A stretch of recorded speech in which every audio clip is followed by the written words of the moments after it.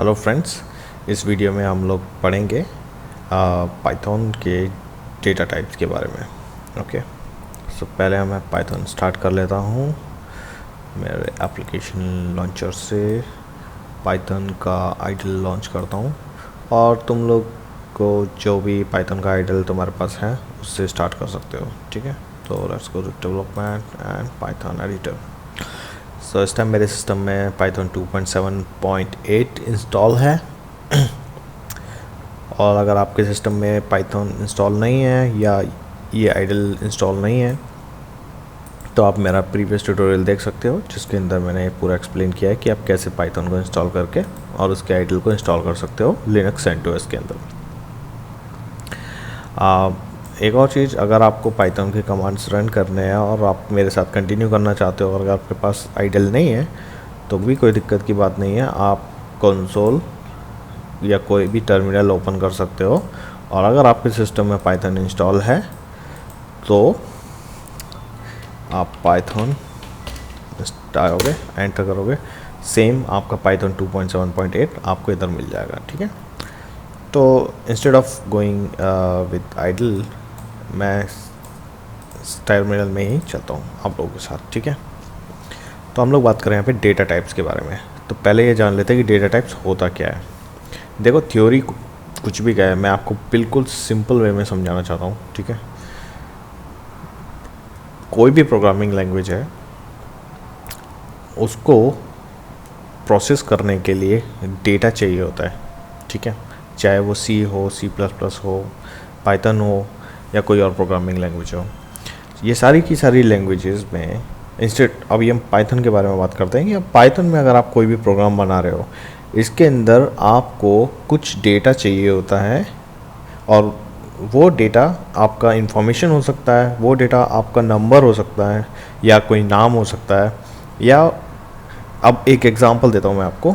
आप कंप्यूटर को ये बोलना है कि देख भाई, मेरे सिस्टम में ये जो फोल्डर है, टेम्प नाम का जो फोल्डर है डेस्कटॉप पे, आप इसको डिलीट कर दीजिए। ठीक है, आप कंप्यूटर को आप टेम्प बोलोगे तो कैसे समझेगा वो? मैं तो आपसे अभी बात कर रहा हूँ, वो हिंदी में बात कर रहा हूँ, तो आप हिंदी समझते हो, मैं हिंदी समझता हूँ, पर हमारा कंप्यूटर हिंदी नहीं समझता ना। उसको ये आपको टेम्प कैसे समझेगा कि वो डेस्कटॉप पे कोई टेम्प नाम का फोल्डर है और उसका नाम टेम्प है? ठीक है ना, उसको समझाना पड़ेगा, कंप्यूटर की भाषा में उसको समझाना पड़ेगा। तो उसको कैसे समझाएंगे? आप उसको उसके डेटा पर्टिकुलर जो उसके लिए जो डेटा टाइप है वो उसमें आप डिफ़ाइन करोगे इस नाम को और एक वेरिएबल में स्टोर करोगे। और वो वेरिएबल में स्टोर करने के बाद में तुम्हारा लैपटॉप या तुम्हारा कंप्यूटर इजीली समझ जाएगा कि ठीक है, मेरे को जो कमांड दिया गया है उसके अंदर इस नाम का फोल्डर मेरे को सर्च करके उसके साथ ये मेरे को प्रोसेस एग्जीक्यूट करना है। ये सारी की सारी चीज़ें आपको समझानी पड़ेंगी। ठीक है, तो ये एक लंबा प्रोसेस है, उसको समझेंगे, बहुत अच्छे से समझेंगे। पहले स्टार्ट करते हैं बहुत बेसिक से। ठीक है, सो लेट्स सी, अगर मेरे को कंप्यूटर को ये नाम ही देना है यहाँ पे टेम्प या कुछ भी नाम जो आपको देना हो, ठीक है, तो उसको कैसे देंगे? तो उसके लिए वेरिएबल बनाया जाता है, वेरिएबल जिसके अंदर आप इंफॉर्मेशन या डेटा को स्टोर करते हैं। और ये जो वेरिएबल्स होते हैं ये टेम्परेरी आपके सिस्टम में इंस्टॉल होते हैं, स्टोर करते हैं इंफॉर्मेशन को। ठीक है, तो अभी प्रैक्टिकल एग्जांपल लेके देखते हैं कि ये होता क्या है। अब मैं बात कर रहा हूँ यहाँ पे नाम को स्टोर करने की। ठीक है, तो मैं करता हूँ उसको s = और मेरा नाम जो रहेगा, अभी हम यहाँ पे टेम्प फोल्डर को डिलीट करने की बात कर रहे थे। ठीक है, चलो इस टेम्प का ही नाम रखते हैं यहाँ पे टेम्प। ठीक है, और एंटर। क्या किया मैंने यहाँ पे? मैंने किया s = टेम्प और टेम्प को मैंने ये आपका ब्रैकेट के अंदर डाला, कॉलम के अंदर डाला। ठीक है, अभी क्या हुआ इसमें? अभी यार कुछ नहीं हुआ, सिर्फ एंटर प्रेस किया, इस पाइथन ने s नाम का एक वेरिएबल स्टोर किया जिसके अंदर टेम्प जो नाम है वो सेव हुआ है। ठीक है, अगर आपको ये देखना है तो आप प्रिंट करा के देख सकते हो। अगर आप प्रिंट s बोलोगे तो आपको टेम्प प्रिंट हो जाएगा। ठीक है, ओके, तो अब अगर मैं जानना चाहता हूँ कि ये क्या है ये s, ठीक है, तो मैं काम करता हूँ, टाइप, मेरे को इसका टाइप जानना है कि क्योंकि हम बात कर रहे हैं डेटा टाइप्स की, और s इक्वल्स टू टेम्प बोला, और s मैंने इसका नाम रखा क्योंकि हम जो डेटा टाइप बना रहे हैं वो स्ट्रिंग डेटा टाइप है, ठीक है। तो यहाँ पे अगर आपको इसको चेक करना है कि इसका टाइप क्या है, तो आप टाइप और टाइप के अंदर जाके आप s डाल दीजिए और आप हिट एंटर कीजिए, तो देखेंगे यहाँ पे कि आपको स्ट्रिंग टाइप निकल के आएगा। ये टाइप जो है पाइथन का इनबिल्ट फंक्शन है और इनबिल्ट कमांड है, जिससे आप जो भी वेरिएबल है उसका टाइप पता कर सकते हो। भाई वेरिएबल जैसा कि आपको बोला है, नंबर हो सकता है, नाम हो सकता है, या लिस्ट हो सकती है, डिक्शनरी हो सकती है, बहुत सारी चीज़ें हो सकती हैं। वो अभी अपन देखेंगे यहाँ पे कि क्या क्या हो सकता है। अभी हमने देखा string. Let me open IDLE, ठीक है। तो फिर से मैं आपको एक बार क्लियर कर देता हूँ। स्ट्रिंग जो कि मैंने s नाम देता हूँ, string equals to let's say Rajiv. अभी मेरे को इसको देखना है कि ये कौन सा टाइप है, तो मैं या फिर मैं प्रिंट कराना चाहता हूँ, तो प्रिंट एस, तो मेरे को राजीव प्रिंट होके आ गया, ठीक है। प्रिंट फंक्शन पाइथन के अंदर बहुत इंपॉर्टेंट होता है। इससे आप काफ़ी सारी चीज़ों को विजुलाइज करते हो, एग्जीक्यूट करते समय, पाइथन का प्रोग्राम लिखते समय आप काफ़ी सारी चीज़ें प्रिंट कराते हो। इट्स वेरी हेल्पफुल, और इसको भी हम आगे देखेंगे जब अपन बड़े लेवल पे और कुछ डीप में जाके पाइथन पे कुछ काम करेंगे, ठीक है। अभी फ़िलहाल हम टाइप जानना चाहते हैं, तो आपने टाइप प्रेस करके और ब्रैकेट में आप एस डालोगे तो आपको स्ट्रिंग निकल के आएगा, ठीक है। तो ये हुआ स्ट्रिंग। स्ट्रिंग में आपका कुछ भी डेटा आएगा, आपको ये ध्यान रखना है कि जो भी आप डिक्लेयर कर रहे हो वेरिएबल को, कि ये एस इक्वल्स टू, आप ये भी यूज़ कर सकते हो, ये साइन भी यूज़ कर सकते हो, या फिर आप ये सिंगल कोट भी यूज़ कर सकते हो, डबल कोट भी यूज़ कर सकते हो, ठीक है ना। अगर let's say double coat use करके मैं यहाँ पे लिख देता हूँ जैसे ठीक है, एंटर। और अगर अभी मैं प्रिंट एस सेव करूँगा तो ये यहाँ पे इंडिया निकल के आएगा। तो चाहे सिंगल कोट हो चाहे डबल कोट हो, बात वही है, स्ट्रिंग आप डिक्लेयर कर सकते हो, ठीक है। अब बात करते हैं इंटीजर्स की। तो इंटीजर होता क्या है, पहले तो इंटीजर कोई भी number without decimal are the integers, ठीक है। लेकिन पाइथन कैसे समझेगा कि ये इंटीजर है, उसको कुछ भी नहीं समझने की ज़रूरत ही नहीं है। i equals to suppose let's say 10, and अब भी अगर आप प्रिंट मारोगे, प्रिंट i, तो आपको 10 निकल के आएगा, ठीक है। लेकिन अगर आप इसके टाइप देखना चाहते हो, तो अभी यहाँ पे इसके टाइप में आप इसको बोलो i, देखो यहाँ पे पहले आपको क्या बोला, टाइप स्ट्रिंग है ना। अभी बोला है टाइप इंटीजर है, क्योंकि पाइथन बहुत स्मार्ट है, वो समझ लेता है कि अभी मेरे को यहाँ पे 2 नंबर आए हैं, वो नंबर को मेरे को किस वेरिएबल या डेटा टाइप में जाके मेरे को फिट करना है, ठीक है। लेकिन अगर आप C++ की बात करो तो आपको ये डिक्लेयर करना पड़ेगा आप इंटीजर बना रहे हो या क्या। लेकिन पाइथन के अंदर आप बिंदास नंबर डालो, तुरंत काम करो, आगे बढ़ो, ठीक है। तो ये होता है इंटीजर। इसमें इस तरीके से आप सेव कर सकते हो। तो नंबर, अगर आप कोई भी सॉफ्टवेयर पे काम कर रहे हो, माया पे, हुडनी पे, आपको अपने फ्रेम नंबर स्टोर करने होते हैं, स्टार्ट फ्रेम, एंड फ्रेम, या कोई वैल्यू, आप पर्टिकुलर कोई एट्रीब्यूट में कोई वैल्यू डालना चाहते हो, इंटीजर बहुत सारी जगह पे आपको काम आएगा। ये इन्फॉर्मेशन आप स्टोर करके दूसरी जगह पे पास कर सकते हो। तो इसलिए ये बहुत इंपॉर्टेंट है। बेसिक है, बहुत बेसिक है। एक बार नहीं, दोबारा से पॉज करो, वापस जाओ, समझो कि मैं क्या बोला स्ट्रिंग के बारे में, इंटीजर के बारे में। अभी आगे बढ़ते हैं और फ्लोट के बारे में बात करते हैं। फ्लोट और इंटीजर में सिर्फ इतना फ़र्क है कि कोई भी डेसिमल में जो भी वैल्यूज़ आ रही हैं लाइक दिस, तो वो आपका मतलब डेसिमल के बाद भी वो कैलकुलेट करता है। तो लेट्स सी अब पाइथन कैसे समझेगा। f इक्वल्स टू जैसे 2.2565 वटेवर, आप प्रिंट अगर आपने f किया तो आपका जो डेसिमल है जो नंबर है वो डेसिमल्स में वो आपको शो करेगा। और अगर आप इसको टाइप में जाके और आप इसको बोलोगे कि मेरे को टाइप बताओ, तो ये फ्लोट है, ठीक है। पाइथन समझ रहा है आपने पॉइंट लगाया नंबर्स के बीच में, ये फ्लोट होगा, ठीक है। फ्लोट और इंटीजर्स में जब आप मल्टीप्लिकेशन करोगे या इनके बीच में कुछ भी मैथमेटिक्स ऑपरेशन करोगे, ये बहुत यूज़फुल रहता है। आप क्या डेटा टाइप लेके आप ऑपरेशंस कर रहे हो, ठीक है। आप इसका यूज़ कर सकते हो मैथ ऑपरेशन में भी, जैसा कि मैंने अभी बोला। तो अब कैसे यूज़ कर सकते हैं वो देखते हैं। जैसे अभी मेरे पास इंटीजर है यहाँ पे 10, ठीक है, वो मैंने आई बनाया हुआ है, और यहाँ पे फ्लोट है मेरे पास f। तो मैं इसको ये बोल सकता हूँ कि computer print I, that means integer plus f, ठीक है। और यहाँ पे मेरे पास 10 प्लस ये मेरे को प्लस हो गया, और यहाँ पे मेरे को आउटपुट आ गया, ठीक है। तो जो भी आपने नंबर यहाँ पे सेव किया हुआ है उसके पीछे आप मैथ्स ऑपरेशन कर सकते हो, ठीक है। या फिर आप प्रिंट आई इंटू एफ कर सकते हो, मल्टीप्लाई कर दोगे 22 वटेवर। तो इट्स अप टू यू। आपने नंबर सेव किया, आपने उसको एक नाम दे दिया, अब आप उसको कितनी जगह पे भी यूज़ करो, जिस भी काम से यूज़ करना है करो। आपको दोबारा से ये इतना लंबा लेटर लिखने की ज़रूरत नहीं है, आप बस F टाइप कर दो, आपका ये नंबर, इसका नाम ये हो गया, ठीक है। आपने एक तरीके से बोल दिया, अब मेरे को ये नाम नहीं रखना, ये रखना है। इसकी कोई लिमिट नहीं है, ये नंबर कितना भी बड़ा होएगा यहाँ पे, पर आपको जो भी लेटर आप दोगे या जो भी नाम दोगे, आप उसको दोबारा कॉल करो किधर पे भी, वो अब बिल्कुल काम करेगा वहाँ पे भी, ठीक है। ये हुआ स्ट्रिंग।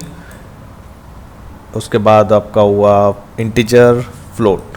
अब यहाँ तक तो नंबर और नाम और नंबर का पता चल गया, पर मेरे पास काफ़ी सारे इन्फॉर्मेशन है, चाहे वो नंबर्स हैं। मेरे पास 5 नंबर हैं और मेरे को वो नंबर किधर पे यूज़ करने हैं, ठीक है। या मेरे पास 5 नाम हैं जिनको मेरे को किधर पे यूज़ करना है। यानी जो भी चीज़ें वो मल्टीपल चीज़ें हैं, सिंगल एक चीज़ नहीं है। यहाँ पे मेरे पास सिर्फ एक नाम था इंडिया, मैंने सिर्फ ये नाम लिख दिया। यहाँ पे मेरे पास सिर्फ एक नंबर था, मैंने वो लिख दिया। पर यहाँ पे सिर्फ सपोज मेरे पास यहाँ पे India, Malaysia, Australia, London, UK, बहुत सारी नाम और भी आ गए सारे मेरे पास, स्टेट्स के, कंट्रीज़ के। अब मैं उनको कैसे यहाँ पे डिनोट कर सकता हूँ, उसके लिए मेरे पास यहाँ पे आती है लिस्ट, ठीक है। आप देखते हैं L इक्वल्स टू लिस्ट को आप ये ब्रैकेट्स के अंदर डिफाइन करते हो, जो भी आपका इस ब्रैकेट में आएगा वो लिस्ट माना जाएगा, ठीक है। अब आपको देखते हैं कि लिस्ट का एग्जाम, तो लेट्स से मैं सिर्फ नंबर्स लेके चलता हूँ 1 2 3 4 5, ठीक है। ये 5 नंबर आ गए मेरे पास, मैं इसको एंटर करता हूँ, और जब भी मैं प्रिंट L करूँगा तो मेरे पास ये लिस्ट निकल के आएगी। पर क्या पाइथन को समझ में आ गया कि ये लिस्ट है? आप देख लीजिए, टाइप और L प्रेस करके ये आपको बताएगा कि हाँ, ये जो आपने जो भी टाइप किया है वो लिस्ट है। लिस्ट है तो ये डेफिनेटली आइट्रेबल होगी, आप आइट्रेट कर सकते हो उसको। आइट्रेट बोले तो एक एक करके चेक कर सकते हो क्या है। उसके लिए आप इसमें एक फॉर लूप डाल दो। फॉर लूप के बारे में हम डिटेल में बाद में पढ़ेंगे, जस्ट मैं आपको एक बार दिखा देता हूँ। फॉर ईच इन L, ठीक है। उसके बाद हम इसको बोलेंगे प्रिंट ईच, 2 एंटर मारेंगे। ये फॉर लूप ने क्या किया, मैंने उसको बोला जो भी आइटम है लिस्ट के अंदर सबको तुरंत प्रिंट करो। इसने देखा इसमें 5 आइटम है, 5 के 5 प्रिंट कर दिए, दैट्स इट। ये होता है लिस्ट का काम। तो इस तरीके से आप नंबर ऑफ डेटा, जो भी आपका मल्टीपल डेटा है वो आप प्रोसीड करा सकते हो पाइथन के अंदर, ठीक है। और भी तरीके हैं प्रोसीड कराने के। ये लिस्ट हो गया। दूसरा है ट्यूपल्स। अब ट्यूपल्स को आप ये वाला ब्रैकेट आप इसमें डाल सकते हो, ठीक है।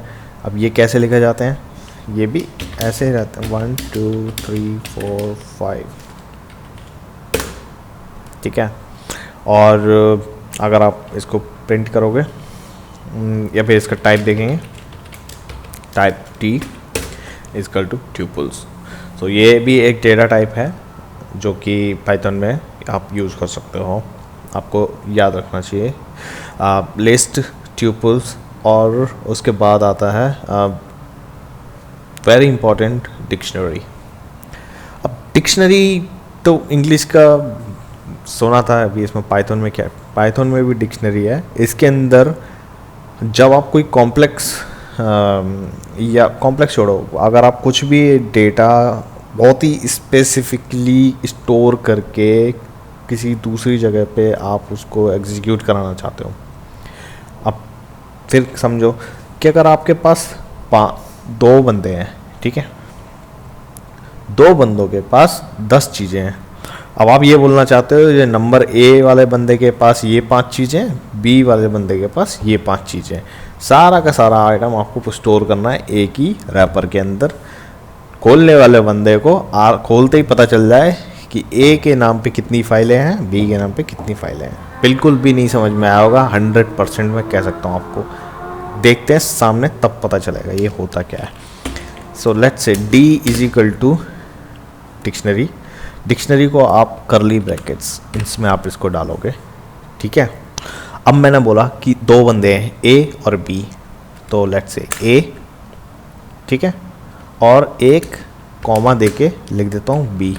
ये 2 बंदे हो गए हमारे पास। अब मैं बोलता हूँ ए के पास 1 से लेकर 5 तक की फाइलें हैं, ठीक है। तो आप इधर आ जाओ, यहाँ पे अब आप ये कॉलन लगा दो। कॉलन लगाने के बाद क्या होगा, अब आप बता दो कि भाई ए के पास क्या है कहानी। तो अब मैं बोल देता हूँ भाई ए के पास जो है एक लिस्ट है, और उस लिस्ट के अंदर 5 चीज़ें हैं, लाइक 1 2 3 4 5, ठीक है। और बी के पास फिर कॉलन लगाओ। अब आप बी के बारे में बताओगे, सॉरी, इसके अंदर आओ आप, ये लिस्ट, और इसके अंदर 5 से लेकर 10 तक चीज़ें हैं, तो 5 6 और 7 8 9 10। अब यहाँ पे आपको जैसा कि दिख रहा होगा, मैं बोलने वाला हूँ इसको एक डिक्शनरी बनाओ। डिक्शनरी को करली ब्रैकेट्स के अंदर बनाते हैं। इसके अंदर पहला मेरा जो इंफॉर्मेशन है वो ए के नाम से सेव की जाए, और ए की वैल्यू जो होगी वही होगी। तो इसके अंदर की और वैल्यूज़ चलती हैं, ठीक है। अब इसके अंदर मेरी की क्या है, वो ए है, और वैल्यू क्या है, ये है। तो ये मेरे की ये वैल्यू है, ये वाले की ये वैल्यू है। इस तरीके से तुम थाउजेंड्स बना सकते हो, कितनी भी बना सकते हो। डिक्शनरी के अंदर एक और डिक्शनरी बना सकते हो, नेस्टेड डिक्शनरी बना सकते हो। वो बहुत ही डीप मैं आपको बताऊंगा इस सब के बारे में। फ़िलहाल आपको ये जानने की ज़रूरत है कि एक डिक्शनरी नाम की एक चीज़ होती है जिसके अंदर आप डेटा को ऐसे प्रोसीड करा सकते हो। एंटर प्रेस करेंगे, व्हाट, प्रेस एंटर। कुछ तो भी गड़बड़ हुआ इसके अंदर, क्या गड़बड़ हुआ, a is not defined, perfect. अब a is not defined, a Python को कुछ नहीं पता कि ए नाम की भी कोई चीज़ होती है क्या, है ना, और ना ही पाइथन को पता कि बी नाम की भी कोई चीज़ होती है। अभी तो इसने ए बोला, अभी आप ए को करेक्ट कर दोगे तो ये बोलेगा कि भाई बी इज़ नॉट डिफाइंड। बोल सकता भाई, पाइथन का कुछ भरोसा नहीं है। अब देखो ये बोलेगा ये बी इज़ नॉट डिफाइंड, पहले बोला ए इज़ नॉट डिफाइंड, फिर बी इज़ नॉट डिफाइंड। तो समझने वाली बात ये है कि जब ए बी ऐसे ही मत लिख दो, पाइथन को नहीं पता कि क्या ए है क्या बी है। अब ऐसा कॉमा लगाने से हमें ये पता चल गया कि पाइथन को हम ये बोल रहे हैं कि ये स्ट्रिंग है, इसको स्ट्रिंग की तरह ले, बाकी चीज़ों को छोड़। तो एंटर मारोगे कोई एरर नहीं आएगी बिल्कुल भी, ठीक है। जैसे पहले ये एरर आई थी, अभी एरर नहीं है। तो अब क्या करें, अब इसको कैसे पढ़ें इस चीज़ को। पहले तो टाइप देख लेते हैं इसके पहले, ठीक है। तो टाइप, ओ टाइप टाइप टाइप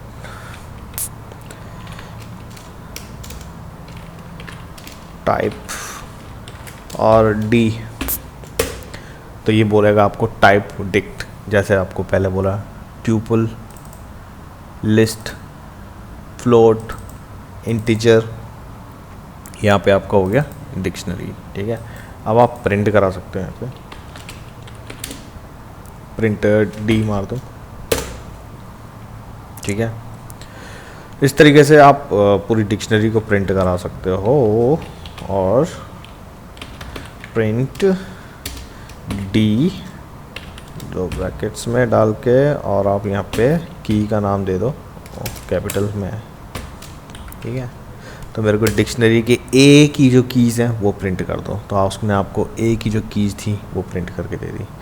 नहीं, मेरे को ए की कीज़ नहीं चाहिए, मेरे को बी की कीज़ चाहिए, बी का क्या डेटा है वो चाहिए मेरे को, तो प्रिंट डी कॉलन और बी। ठीक है, ये आपको बी का डेटा देना पड़ेगा इसको, क्योंकि इसकी कमांड है ये। ठीक है, इस तरीके से अब आप आइट्रेट कर सकते हो। अब सोचो कि अब आपने, ये आपकी लिस्ट हो गई बी की। ठीक है, तो जैसे आप स्मॉल बी में, मैं इसको अगर सेव कर दूं, इसको नहीं, सिर्फ B is equal to dictionary colon और बी। ठीक है, तो मैंने क्या किया, बी को सेव कर दिया, ये मेरे बी का सारा डेटा इसमें है। तो यानी बी क्या है, एक लिस्ट है, तो मैं इसको आइट्रेट कर सकता हूँ। अब आइट्रेट करने के लिए for each in B print B, तो अभी मेरे को क्या बोलेगा ये, just a minute, print B. ये हो क्या रहा है मेरे सिस्टम में, टाइप कुछ कर रहा हूँ, प्रिंट बी।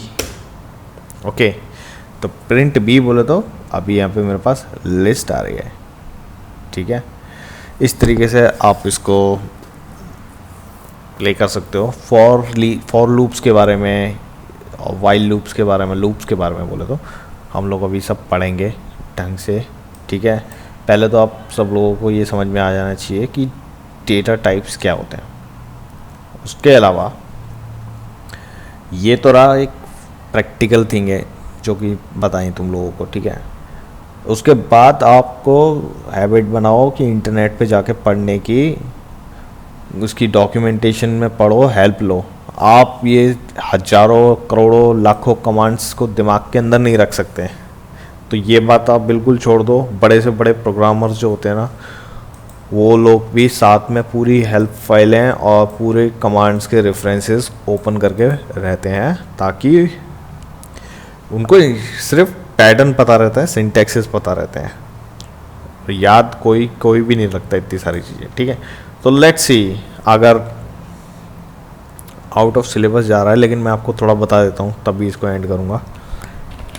अगर मैं इंपोर्ट करता हूँ लेट्स से ओएस मॉड्यूल, और ओएस के अंदर कितने कमांड्स हैं और कितनी क्लासेस हैं, कितने इसके मेथड्स हैं इसके अंदर, मेरे को क्या किसी को भी याद नहीं होंगे।